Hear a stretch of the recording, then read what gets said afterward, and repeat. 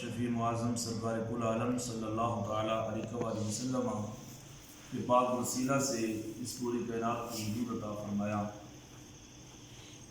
یہ ماہ مقدس جو ہمارے درمیان جلوہ افروز ہے، اسے ہم ربیع النور شریف کے نام سے جانتے ہیں۔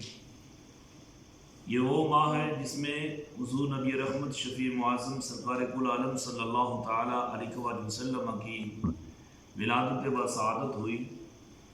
عقیدت، الفت، پیار و محبت، جذبہ، شوق، وارفتگی اور وابستگی کے تحت بارگاہ رسالت مآب میں اس نظریے ایقانی اور ایمانی کے تحت درود بھیجیں کہ ہم جو یہاں درود سرکار کی بارگاہ میں پڑھیں گے، بھیجیں گے، آقا کریم صلی اللہ تعالیٰ علیہ وآلہ وسلم امت حضرہ کے مکین ہمارے اس بھیجے گئے پڑھے گئے درود کو سماعت بھی فرمائیں گے اور جواب بھی عطا کریں گے۔ ذرا محبت کے ساتھ پڑھیں الصلاۃ والسلام علیک یا سیدی یا رسول اللہ وعلی آلک وصحبک وسلم علیک یا حبیب اللہ۔ الصلاۃ والسلام علیک یا سیدی یا رسول اللہ وعلی آلک وصحبک یا سیدی یا خاتم الانبیاء والمرسلین۔ حضرت علی کرم اللہ وجہ الکریم ارشاد فرماتے ہیں کہ ایک روز میں نبی کریم صلی اللہ تعالیٰ علیہ وآلہ وسلم کے ساتھ مکہ شریف کے جنگلوں میں سفر کر رہا تھا۔ میں نبی علیہ السلام کی بارگاہ میں اس طرح حاضر تھا یا ایسے سفر کر رہا تھا کہ سرکار علیہ السلام آگے آگے قدم رنجہ فرما رہے ہیں اور میں سرکار علیہ السلام کی اطاعت گزاری میں پیچھے پیچھے ساتھ چل رہا تھا۔ میں نے اچانک سنا آواز آ رہی ہے السلام علیک یا رسول اللہ۔ کیا آواز آ رہی ہے؟ السلام علیک یا رسول اللہ۔ علی کرم اللہ وجہ الکریم فرماتے ہیں میں نے آگے پیچھے مڑ کے دیکھا، دائیں دیکھا، بائیں دیکھا، اطراف و جوانب میں مجھے کوئی شخص بظاہر نظر نہیں آیا۔ میں نے بارگاہ رسالت مآب صلی اللہ علیہ وآلہ وسلم میں عرض کی یا رسول اللہ کوئی شخص مجھے نظر نہیں آ رہا لیکن آواز میں اپنے کانوں سے سن رہا ہوں، کوئی السلام علیک یا رسول اللہ کہہ رہا ہے، یہ کیا ماجرا ہے؟ تو حضور نبی رحمت شفیع معظم سرکار کل عالم صلی اللہ تعالیٰ علیہ وآلہ وسلم نے ارشاد فرمایا، اے علی میں محمد صلی اللہ علیہ وسلم، جب بھی حضور کا نام آئے تو ہمیں کیا کہنا چاہیے؟ صلی اللہ علیہ وآلہ وسلم۔ میں محمد صلی اللہ علیہ وآلہ وسلم وہ اللہ کا خاص پیغمبر ہوں جس درخت، جس پتھر، جس علاقے، جس زمین کے ٹیلے اور جس زمین کے چپے سے دنیا کے جس کونے سے گزرتا ہوں، وہ پتھر، وہ درخت، وہ زمین کا حصہ، وہ جگہ مجھ پر درود و سلام بھیجتے ہیں۔ سبحان اللہ۔ کیا بھیجتے ہیں؟ درود و سلام۔ دیکھیں کہ اگر زمین، آسمان، درخت، پتھر جنہیں ہم شجر اور حجر کہتے ہیں وہ سارے حضور کی بارگاہ میں درود بھیجتے ہیں، حضور ان کے درود کو کیا کرتے ہیں؟ سنتے ہیں۔ تو ہم انسان ہیں، حضور کے امتی ہیں، جب ہم درود بھیجیں گے تو آقا کریم ضرور بھی ضرور ہماری محبت کے مطابق ہمارے درود کو سماعت بھی فرمائیں گے اور جواب بھی عطا کریں گے۔ شیخ سعدی علیہ رحمہ فرماتے ہیں کہ جب بھی میں نماز ادا کیا کرتا تھا اتنی حضوری نصیب ہو گئی تھی کہ جب السلام علیکہ ایھا النبی پہ پہنچتا تھا تب تک میں آگے نہیں پڑھتا تھا جب تک بارگاہ رسالت مآب صلی اللہ علیہ وآلہ وسلم سے یہ جواب وعلیکہ امتی نہ آ جائے میں آگے نہیں چلتا۔ سبحان اللہ۔ اب نماز ہے، دیکھیں ہم نماز پڑھتے ہیں نا، نماز میں تشہد پڑھتے ہیں، التحیات للہ والصلوات والطیبات، السلام علیکہ ایھا النبی، یہ حاضر کا صیغہ ہے، اس میں ہے کہ اے نبی ہم آپ پر سلام بھیجتے ہیں۔ کیا بھیجتے ہیں؟ سلام بھیجتے ہیں۔ شیخ سعدی علیہ رحمہ فرماتے ہیں میں اس وقت تک جب تک بارگاہ رسالت سے جواب نہیں آتا تھا میں آگے نماز کے لیے وہ تشہد نہیں مکمل کرتا۔ ہر نماز میں جتنی نماز ہوتی تھی، فرائض ہوں، واجبات ہوں، سنن ہوں، نوافل ہوں، جب بھی نماز پڑھتا تھا مجھے بارگاہ رسالت مآب میں تشہد پڑھنے سے، وہ السلام علیکہ ایھا النبی کے الفاظ کہنے سے جواب والے کا یا جو امتی جو ان کا نام تھا اس نام کے تحت جواب بھی آتا تھا. تو ہمیں چاہیے یہ مہینہ کون سا ہے؟ ربیع الاول شریف کا ہے. کثرت کے ساتھ محبت کے تحت، ایک ہوتا ہے کثرت بغیر محبت کے، اور حضور کی جو محبت ہے یہ ایسی محبت ہے جسے ہم طبعی محبت نہیں کہہ سکتے، فطری محبت کہتے ہیں. کیونکہ دنیا کی محبت، ماں باپ، بہن بھائی، اولاد، رشتہ داروں کی محبت، یہ محبت جو ہے یہ زندگی کے تحت ہوتی ہے. جب وہ دنیا سے چلے جاتے ہیں پھر آہستہ آہستہ محبت جو ہے وہ کم ہو جاتی ہے. لیکن جو امتی کی اپنے نبی کے ساتھ محبت ہوتی ہے وہ دائمی محبت ہوتی ہے. وہ کون سی ہوتی ہے؟ تو ہم پہلا کام آج یہ کریں گے کہ ہمیشہ محبت، توجہ اور شوق کے ساتھ کیا کریں گے؟ حضور کی بارگاہ میں درود شریف پڑھا کریں گے. کیا کیا کریں گے؟ درود شریف انشاءاللہ. دوسری بات کہ ہم نے جو سلسلہ تعمیل سیرت کا شروع کیا ہے، اس میں پچھلے ہفتے جو ہم نے بیان کیا تھا یا سنا تھا وہ تھا مسجد کی اہمیت اور مساجد کی جو آباد کاری ہے وہ. کیونکہ جب ہمارے ایمان مساجد کے ساتھ جڑ جائیں گے پھر ہم نمازی بھی بن جائیں گے، اپنی اولاد کی تربیت بھی کر سکیں گے اور اپنے آپ کو ایک اچھا امتی بنا کر معاشرے کا ایک اچھا فرد بنا کر پیش کریں گے. تو مسجد جو ہے یہ اللہ کا گھر ہوتا ہے جہاں ہم سجدہ کرتے ہیں، جہاں ہم کیا کرتے ہیں؟ سجدہ کرتے ہیں، نماز پڑھتے ہیں. تو مسجد کے ساتھ جب ہماری محبت ہوگی تو پھر ہم ایمان والے مکمل ہو جائیں گے اور ساتھ اپنی اولاد کی اچھی تربیت کریں گے. آج مسجد کے حوالے سے چند باتیں اور ایصال ثواب کے حوالے سے، کیونکہ اولاد کی تربیت کا سلسلہ ہے تو اس کے حساب سے کہ ہم اولاد کی کیسے تربیت کریں گے، اس کا اجر دنیا میں ہمیں کیسے ملے گا اور اخروی اجر اس کا کیا ہے، اس کے فوائد کیا ہیں، ثمرات کیا حاصل ہوتے ہیں. تو مسجد وہ جگہ ہوتی ہے جہاں پہ ہم نماز پڑھتے ہیں. یہی مسجد کل قیامت کے روز جس قرۂ ارض پہ مسجد ہوگی جہاں ہم نے سجدہ کیا، نماز پڑھی ہے. ویسے تو حضور کی خصوصیت یہ ہے کہ سرکار ارشاد فرماتے ہیں اللہ نے مجھے 6 نبیوں پر فضیلت عطا فرمائی. ان میں سے ایک یہ ہے کہ پوری قرۂ ارض کو میرے لیے اور میرے امتیوں کے لیے مسجد بنا دیا. اب جہاں بھی جب بھی ہمیں نماز کا ٹائم ہوتا ہے، وقت ہو جاتا ہے تو ہم کیا کرتے ہیں؟ وہاں نماز ادا کر لیتے ہیں. تو مسجد جو خصوصیت ہے اس کے بارے میں سرکار کا فرمان ہے کہ جس نے مسجد بنائی اللہ جنت میں اس کے لیے محل تیار کروا لیتا ہے. کیا تیار کروا لیتا ہے؟ آج ہم کسی کی کوٹھی دیکھتے ہیں تو وارے نیارے ہو جاتے ہیں، حیران ہو جاتے ہیں، سوچنے لگتے ہیں، وہ فگر معلوم کرنا چاہتے ہیں کہ کتنے کروڑ روپے اس نے خرچ کیا ہے. لیکن شاید کہ وہ بندہ زندگی کی چند بہاریں جو ہیں، زندگی کی چند سانسیں اپنے اس محل کے اندر جو دنیاوی محل اس نے بنایا ہے، جو دنیا کے لیے کوٹھی، رہنے کے لیے مکان، بنگلہ بنایا ہے، شاید چند سانسیں بھی نہ گزار سکے. قیامت وقوع پذیر ہوگی، اس کے بعد جنت کا فیصلہ ہوگا. سرکار فرماتے ہیں جس نے دنیا میں اللہ کے لیے مسجد بنائی، اللہ اس کے لیے جنت میں ایک محل تیار کرتا ہے. اس محل کو دنیا کے محل کے ساتھ تشبیہ تو نہیں دی جا سکتی، لیکن مماثلت اس اعتبار سے یا اس کو اس انداز میں ہم پیش ضرور کر سکتے ہیں. جس طرح دنیا کی کوٹھیاں ہوتی ہیں 1 منزل سے لے کے 100 منزل بلکہ اس سے بھی زائد ہوتی ہیں، اسی طرح جنت میں اللہ محل تیار کرتا ہے. اس کے اندر جیسے ہم یہاں قالین کے ساتھ، یہاں شیشوں کے ساتھ، باقی نقش و نگار کے ساتھ اس کی زیب و زینت کرتے ہیں، وہاں سونے، یاقوت، زبرجد اور دیگر جتنی قیمتی پتھر ہیں جہاں جو اب دنیا میں مفقود ہو گئے ہیں، ہمارے خریدنے کی حد تک نہیں ہمیں ملتے، وہ جنتی پتھر ہوں گے اور اس میں ہر وہ نعمت ہوگی جس نعمت کا ہم شوق رکھیں گے. تو مسجد کے بارے میں سرکار نے یوں بھی بیان فرمایا کہ جس نے ایک مسلمان نے ایک فاختہ کے گھونسلے جتنی جگہ، محبت یا اتنا حصہ مسجد کے لیے وقف کیا، اللہ اس کا گھر بھی جنت میں بنا دے. سبحان اللہ. گھونسلہ کتنا ہوتا ہے فاختہ کا؟ دیکھا جسے ہم اپنی زبان میں الڑا کہتے ہیں، وہ تنکوں سے اسے جمع کر کے ایک گھونسلہ بناتی ہے.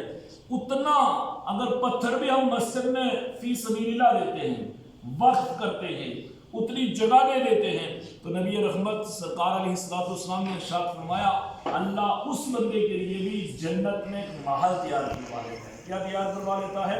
تو جب ہماری محبت مسجد کے ساتھ ہو جائے گی تو ہم خود بھی نمازی بن جائیں گے. جو ہماری اولادیں ہیں، جب ہم ایک مثال دیتا چلوں کہ جب ہم صبح نماز فجر کے لیے حی علی الصلاۃ اور حی علی الفلاح کی صدا مسجد سے سنتے ہیں، ہم جاگ جاتے ہیں. ایک والد جاگتا ہے تو اس کے دل میں یہ تمنا پیدا ہوتی ہے کہ میں جس طرح اپنی زندگی کا سرمایہ جمع کر رہا ہوں، نماز کے لیے جا رہا ہوں، تو اس کا دل ایک نہ ایک دن اس طرف ضرور مائل ہوگا. اگر میں نمازی ہوں تو وہ خواہش کرے گا، تمنا کرے گا، آرزو کرے گا کہ جو میرے ساتھ رفیقہ حیات ہے، میری بیوی ہے، وہ بھی نمازی ہونی چاہیے. جو ہم دونوں سے اولاد ہے، بچے ہیں، بچیاں ہیں، وہ بھی نمازی ہونے چاہیے. جب گھر کا ایک فرد نماز کی طرف ایک قدم اٹھاتا ہے تو اس کا دل جو ہے دین کے ساتھ لگ جاتا ہے.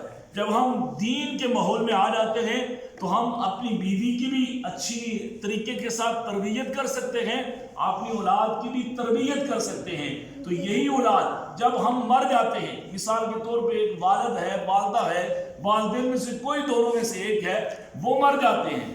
اب انہوں نے اگر نیک اولاد چھوڑی ہوگی، اچھی تربیت کی ہوگی، نماز کی طرف، مسجد کی طرف اس کی رغبت دلوائی ہوگی، تو بچہ ادھر نماز پڑھ رہا تھا. والد یا والدہ تو فوت ہو گئے ہیں، قبر میں پہنچ گئے ہیں، نیک ہیں یا بد ہیں، وہ معاملہ تو ادھر ہے. اب بیٹا یا بیٹی ادھر مسلے پہ نماز ادا کر رہے ہیں، تو جب دعا مانگتے ہیں، کون سی دعا ہم پڑھتے ہیں؟ رب اجعلنی مقیم الصلاۃ ومن ذریتی، ربنا وتقبل دعا، ربنا اغفر لی ولوالدی. والدین مر گئے ہیں، منو مٹی کے نیچے چلے گئے. اب اولاد یہ دوزانو ہو کے جب دعا مانگتی ہے، ربنا اغفر لی ولوالدی، اے اللہ میری بھی مغفرت فرما، جو میرے والدین اس دنیا سے چل بسے ہیں، جنہوں نے مجھے اس دنیا میں لایا جو سبب بنے ہیں، مولا ان کی بخشش فرما. اب کیسے بخشش ہوتی ہے؟ ایک واقعہ سنے، ایمان بھی تازہ ہوگا اور پھر شوق بھی پیدا ہوگا. حضرت علامہ اسماعیل حقی رحمہ اللہ تعالیٰ اپنی تفسیر میں بیان کرتے ہیں، پچھلے کسی انبیاء میں سے، بنی اسرائیل میں سے اس واقعے کا تعلق ہے. بیان کرتے ہیں کہ وہاں پہ ایک شخص تھا جو بظاہر بڑا گناہ گار تھا. اس کی موت کا وقت قریب آ جاتا ہے. اس کی بیوی جو ہے وہ حاملہ ہوتی ہے. وہ اپنی بیوی کو مرتے وقت وصیت کرتا ہے کہ اے میری رفیقہ حیات، اگر میں اس دنیا سے چلا جاؤں، وفات پا جاؤں، میرا وصال ہو جائے، جو تیرے پیٹ میں حمل ہے، بچی ہے یا بچہ ہے، جب پیدا ہوگا، میں تو گناہ گار تھا، گناہ گار ہوں، لیکن اگر یہ پیدا ہو گیا تو اسے مکتب میں، مدرسے میں بھیج دینا. یہ اللہ کا نام لے گا، اللہ کی عبادت کرے گا اور اللہ کی جو کتاب ہے اسے سیکھے گا. اب قدرت کا فیصلہ دیکھیں، قدرت بڑی مہربان ہوا کرتی ہے، اور اللہ کی ذات خود بسم اللہ شریف میں کیا فرماتی ہے؟ بسم اللہ الرحمن الرحیم، کہ میں وہ ذات ہوں جو رحیم بھی ہوں، رحمان بھی ہوں. رحم ہمیشہ کے لیے کرنے والی اللہ کی ذات ہے. اب وہاں اولاد کا سلسلہ ہو جاتا ہے، بچے کی پیدائش ہوتی ہے. جب بچہ دین سیکھنے کے لیے مکتب یا مدرسے میں جاتا ہے، مدرس اسے بسم اللہ الرحمن الرحیم پڑھاتا ہے. اب اس والد کی تو ڈیتھ ہو گئی تھی، وفات ہو گئی تھی. اس وقت کے کوئی پیغمبر، بعض نے حضرت موسیٰ کے بارے میں لکھا ہے، بعض نے حضرت عیسیٰ کے بارے میں لکھا ہے. وہاں سے پہلے اس والد کی، جو بیٹا مدرسے گیا تھا، اس کے والد کی قبر ہوتی ہے، وہاں سے کسی نبی کا گزر ہوتا ہے. اب نبی قبر کے ما کان ما یکون کی خبر بھی رکھتے ہیں.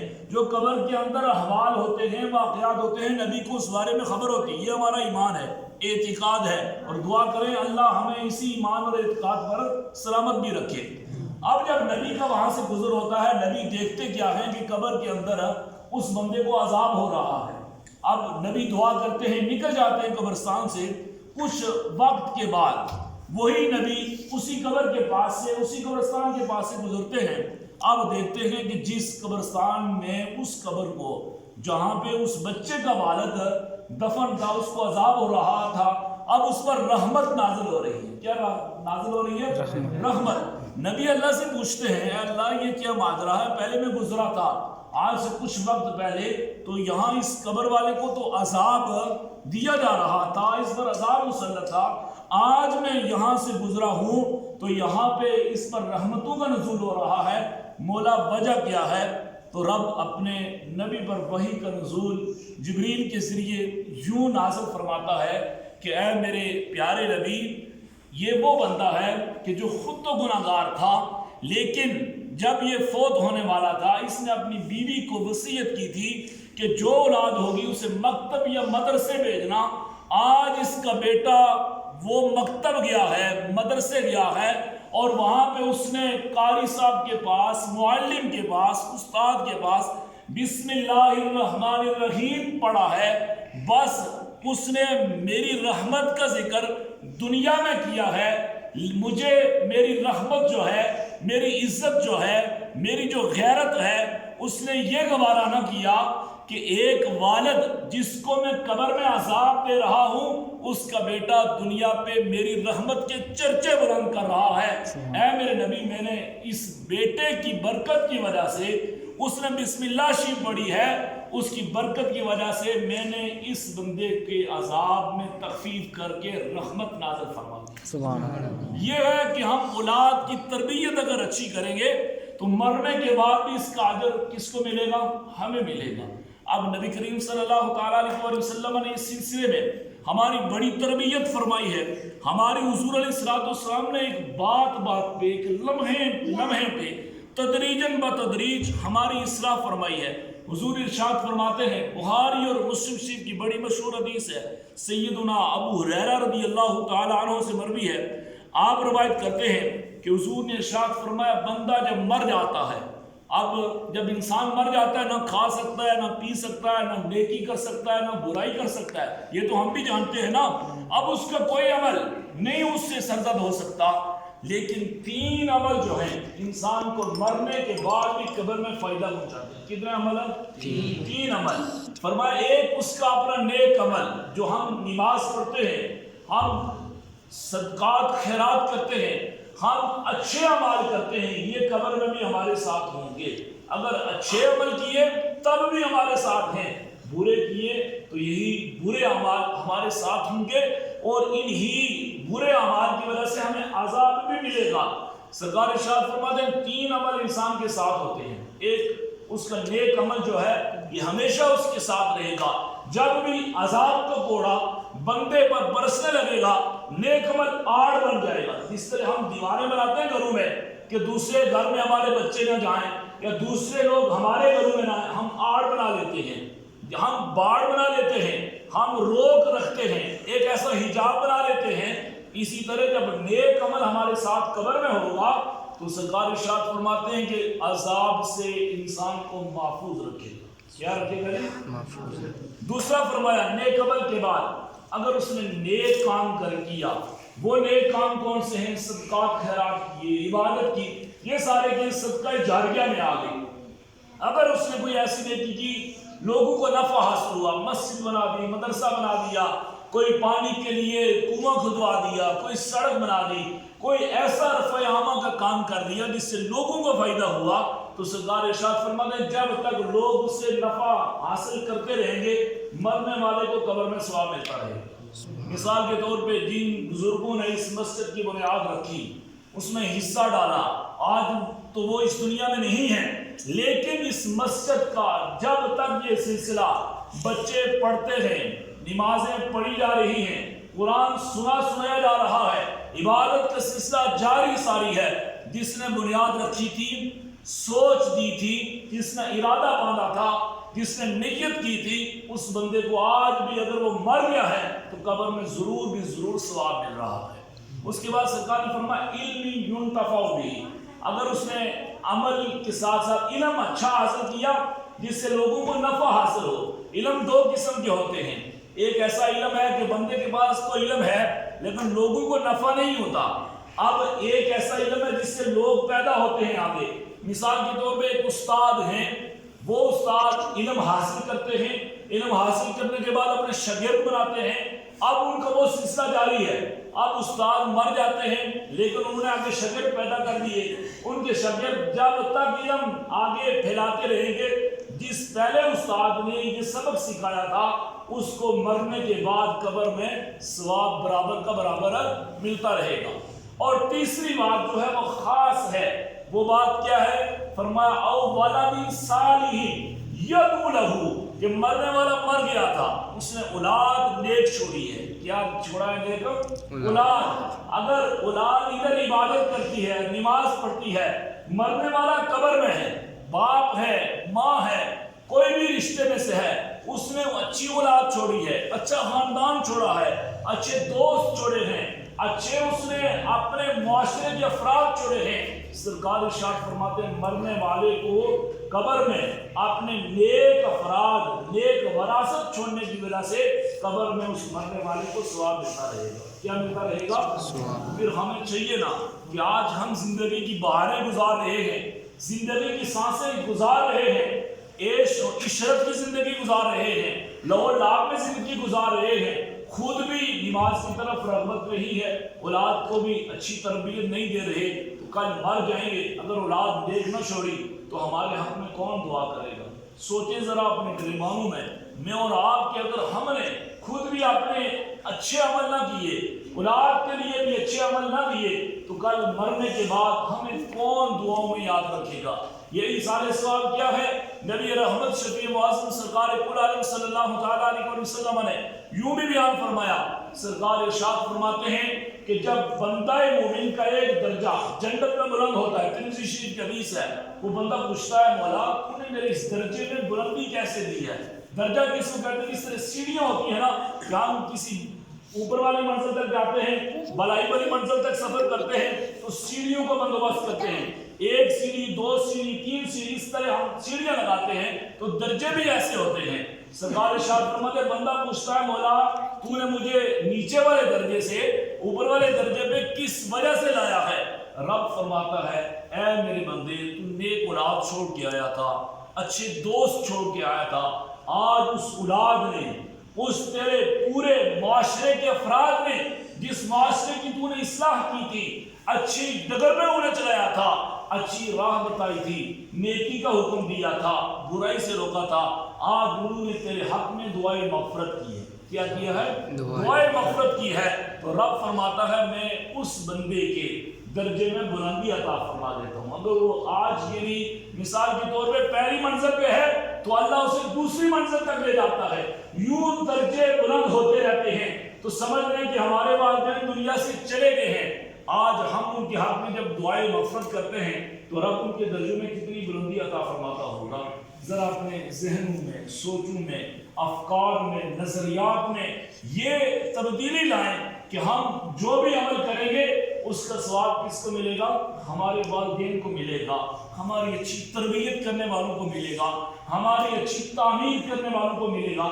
جس طرح دنیا کے لیے ہم اپنی اولاد کو ہر قسم کی نعمت سے سرفراز فرماتے ہیں، ہر قسم کی تعلیم کا بندوبست کرواتے ہیں، ہر قسم کی جس طرح گرمیاں ہیں تو گرمیوں کے لیے اولاد کو خود کو بچنے کے لیے ہم اے سی کا بندوبست کرتے ہیں، اچھے پنکھے کا استعمال کرتے ہیں، اور اچھے جو ہیں وہ جتنے سہولیات والے کام ہوتے ہیں ان کا استعمال کرتے ہیں. اور پھر جب سردیاں آتی ہیں خود بھی سردی سے بچنے کے لیے ہم گرم کپڑوں کا بندوبست کرتے ہیں، کوٹ اور جرسی کا بندوبست کرتے ہیں. یوں ہی زندگی گزارنے کے لیے ہمیں بہت کچھ کرنا پڑتا ہے، حتیٰ کہ والدین کو اپنی اولاد کا پیٹ بھرنے کے لیے ایک ملک سے دوسرے ملک کا سفر بھی کرنا پڑتا ہے. بے شمار لوگ ہم میں سے دوسرے ممالک میں جا کے کمائی کرتے ہیں تاکہ اولاد کو خوش رکھ سکوں. اگر پھر اس اولاد کی تربیت نہ کی، ان کو بے شک دنیا کے لیے ہم نے سب کچھ کیا، دین کے لیے کچھ نہ انہیں دیا، تو کل قیامت کے روز یہی اولاد ہمارے گریبانوں سے ہمیں پکڑے گی اور رب کے حضور جا کے شکایت کرے گی کہ اے مولا یہی وہ والدین ہیں جنہوں نے ہماری اچھی تربیت نہیں کی، دین کی راہ کی طرف ہمیں وہ ہموار راستے جو تھے اس کی طرف بلایا نہیں ہے. تو کل پھر ہم رب کے بھی مجرم بنیں گے، اپنی اس اولاد کے بھی مجرم بنیں گے جس اولاد کے لیے والدین دن کی سختی اور گرمی نہیں دیکھتے، رات کی تنہائیاں اور رات کا اندھیرا نہیں دیکھتے، ان کے لیے روپے پیسے کا بندوبست کرتے ہیں، ان کے لیے خوراک لباس کا بندوبست کرتے ہیں.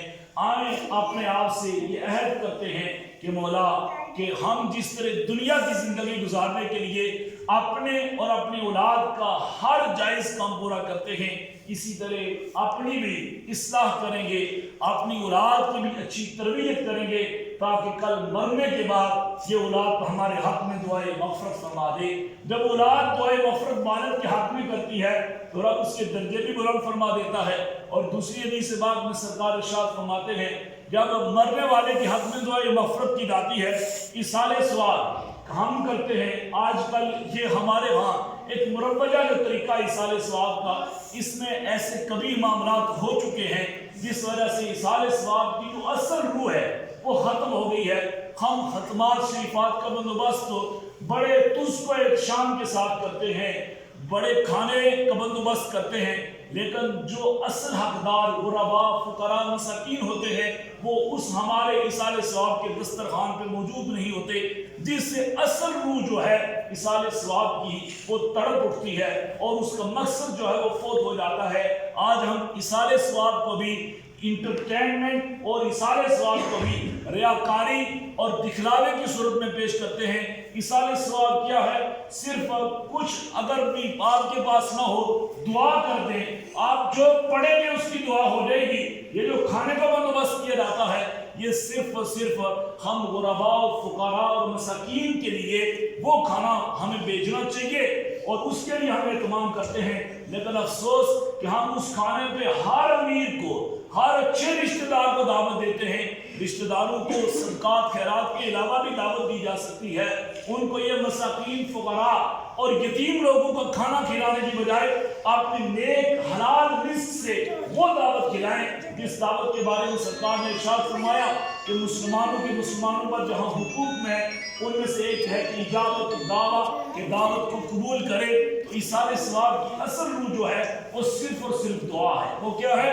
دعا ہے۔ وہ دعا ہم تنہائی میں کریں، محفل میں کریں، سر عام کریں، اپنے گھر والوں کو بٹھا کے کریں، جو کچھ پڑھیں گے، جو کچھ ہم قرآن خوانی کریں گے، درود شریف پڑھیں گے، جو کثرت کے ساتھ استغفار کریں گے، اپنے گئے ہوئے مردوں کے حق میں ہم دعا کریں گے تو ہماری دعا ان کو ضرور بھی ضرور پہنچتی ہے۔ مصطفیٰ کریم کا فرمان سنیں، ایمان بھی تازہ ہوتا ہے۔ اور بات کو ختم بھی کرتا ہوں کہ سرکار ارشاد فرماتے ہیں، انس بن مالک رضی اللہ تعالیٰ عنہ سے مروی ہے کہ جب کسی کے حق میں دعائے مغفرت کی جاتی ہے، اس کے لیے دعا کا بندوبست کیا جاتا ہے، تو ادھر دعا کا بندوبست ہوتا ہے، جبریل امین کو رب آسمان کی بلندیوں سے بھیجتا ہے، جا جبریل آج میرے فلاں بندے نے اپنے گئے ہوئے جو اس کے مردے ہیں ان کے حق میں دعا کا اہتمام کیا ہے۔ آقا کریم ارشاد فرماتے ہیں جبریل عرش معلیٰ سے ایک نورانی طباق لیتے ہیں، اس نورانی طباق کو لے کر جس کے حق میں دعائے مغفرت کی جا رہی ہوتی ہے اس میں شامل ہوتے ہیں، اور شامل ہونے کے بعد جبریل اس ساری دعا کا، جو دعا اس کے حق میں کی جاتی ہے مرنے والے کے حق میں، اس کا ثواب اس نورانی طباق میں، نورانی تھال میں جمع کرتے ہیں۔ جمع کرنے کے بعد پھر اس مردے کے جس قبرستان میں وہ مدفون ہے اس مردے کے قبرستان میں جاتے ہیں اور اس کے سرہانے کی طرف کھڑے ہو کے جبریل اس کو جس طرح ہم دنیا میں کسی کو تحفہ دیتے ہیں اس طرح تحفہ پیش کرتے ہیں، وہ مردہ خوشی کے ساتھ اس تحفے کو، جس طرح ہم دنیا کے تحفے کو وصول کرتے ہیں اس تحفے کو وصول کرتا ہے۔ پھر قبرستان کے باقی جتنے مردے وہاں مدفون ہوتے ہیں وہ سارے اس سے مبارکبادیاں پیش کرتے ہیں کہ اے فلاں بن فلاں، اے فلاں بنت فلاں، تو کتنا خوش قسمت ہے، یہ تو کتنی خوش قسمت ہے کہ جس کے حق میں فلاں رشتہ دار نے، فلاں دوست نے، فلاں بیٹے نے، فلاں بیٹی نے، فلاں تیرے چاہنے والے نے، فلاں تجھ سے پیار کرنے والے نے، فلاں تجھ سے محبت کرنے والے نے، فلاں تجھ سے تعلق رکھنے والے نے، فلاں تیرے کردار سے محبت کرنے والے نے تیرے حق میں دعا کی ہے، وہ اسے مبارکبادیاں پیش کرتے ہیں، یہاں تک کہ یہ مبارکبادی کا سلسلہ جاری رہتا ہے۔ جبریل واپس رب کے حکم کے مطابق آسمان کی بلندیوں پہ جلوہ گر ہو جاتے ہیں، تو صاحبو یہ اولاد ہی ہوتی ہے جس کی تربیت کی وجہ سے مرنے کے بعد قبر میں ہمیں ثواب مل سکتا ہے. یہ اولاد ہی ہو سکتی ہے جس کی تربیت نہ کرنے کی وجہ سے ہم عذاب کے کوڑے میں اپنے آپ کو وہاں پہ مقید کروا سکتے ہیں, اپنے آپ کو اس عذاب کے نیچے دبا سکتے ہیں. آئیں اللہ رب العزت کی بارگاہ سے ماہ ربیع النور شریف کی برکت کی وجہ سے یہ عہد کرتے ہیں کہ مولا خود بھی اپنی اسلامی تربیت کے اصولوں کے تحت کریں گے. اپنی اس نونہار اولاد کی, جس اولاد کے ہم سرپرست ہیں, جس اولاد کے ہم سربراہ ہیں, جس اولاد کی ڈور کمان ہمارے ہاتھ میں ہے, مولا ہم اس کی تربیت کریں گے. اگر بندہ دل کے ساتھ ایمان کے ساتھ اپنی اس کشت ایمان کو جو ویراں ہو چکی ہے, اگر دل کے ساتھ اس کشت کو بندہ سیراب کرنا چاہے تو وہ ایمان کی لذت سے, اسلامی تربیت سے آج بھی سیراب ہو سکتی ہے. آج بھی وہ افراد پیدا ہو سکتے ہیں جو دل میں قرآن محفوظ رکھ سکتے ہیں اور اپنے ایمان کو نور سے, جو نور عرفان ہے, جو اللہ کی پہچان ہے, اللہ کی معرفت ہے, اس سے اپنے اس ایمان کی کشت کو سیراب کر سکتے ہیں. ضرورت صرف اس عمل کی ہے کہ والدین کا حق بنتا ہے کہ اولاد کی تربیت کریں, اور اولاد کا حق بنتا ہے کہ جو والدین انہیں کہیں ان کا کہا, ان کا کیا مانے. جب اولاد کی تربیت اچھی ہو جائے گی, ہم مرنے کے بعد بھی قبر میں عیش و عشرت کے ساتھ, قبر میں آرام اور سکون کے ساتھ, قبر میں راحت کے ساتھ, اطمینان کے ساتھ زندگی, وہ جو برزخی زندگی ہے وہ بسر کر سکیں گے. اگر اولاد کی تربیت نہ کی تو صاحبو جس طرح کافروں کو عذاب ملتا ہے ہمیں بھی قبروں میں عذاب ملے گا. آئے اللہ سے وعدہ کرتے ہیں کہ اللہ ہمیں اپنی اصلاح بھی, اپنی اولاد کی اصلاح بھی, اپنے معاشرے کی اصلاح بھی اور اپنے ماتحت افراد کی اصلاح کی اللہ ہمیں وہ توفیق عطا فرمائے کہ جس توفیق کی برکت سے ایمان کے اندر لذت پیدا ہوتی ہے, ایمان کے اندر وہ محبت پیدا ہوتی ہے کہ جس محبت کے سہارے جیا جا سکتا ہے, جس محبت کے سہارے زندگی کی ڈوریں, زندگی کی راہیں ہموار ہو سکتی ہیں اور کفر, الحاد, باطل راستے جو ہیں وہ مسدود ہو جاتے ہیں. اللہ کریم کی بارگاہ سمدیت اور للہیت سے دعا اور التجا ہے, اللہ مجھے بھی, آپ کو بھی, ہم سب کو بھی, ہمارے معاشرے کے تمام افراد کو, تمام مکاتبۂ فکر کے لوگوں کو اپنی تربیت, اپنی اصلاح, اپنی اولاد کی اصلاح, اہل و عیال کی اصلاح, خاندان والوں کی اصلاح کی توفیق عطا فرمائے. وما توفیقی الا باللہ.